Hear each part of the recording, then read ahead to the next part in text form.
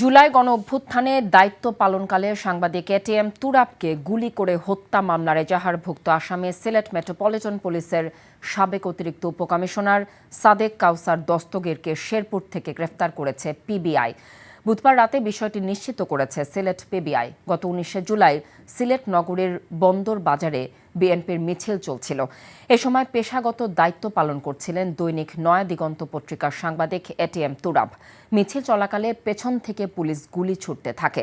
ভিডিওতে দেখা যায় মিছিল লক্ষ্য করে গুলি ছুটতে থাকেন তৎকালীন এডিসি সাদেক কাউসার দস্তগীর।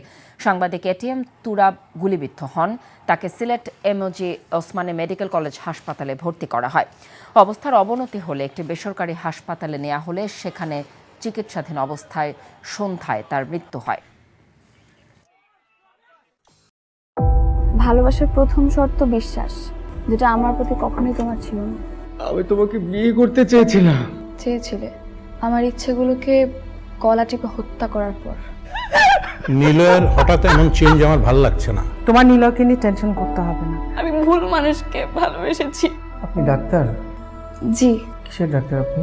মেডিসিন, গাইনি, অর্থোপেডিক নাকি সাইকোলজিস্ট?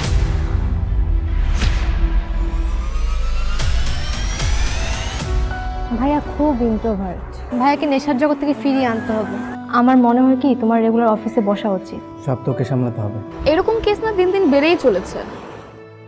আপনি কি আমার উপর রেগে আছেন? পৃথিবীতে কারোর উপরে আমার তেমন কোনো রাগ নেই। নিলয় যেন কোনো রকম সিন ক্রিয়েট না করে। আপনি কি সব ভুলে থাকতে পেরেছেন?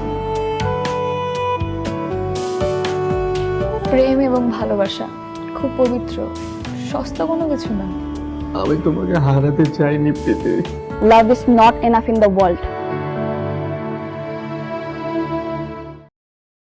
Double million offer Walton fridge কিনে পেতে পারেন 20 লক্ষ টাকা, রয়েছে কোটি কোটি টাকার নিশ্চিত উপহার।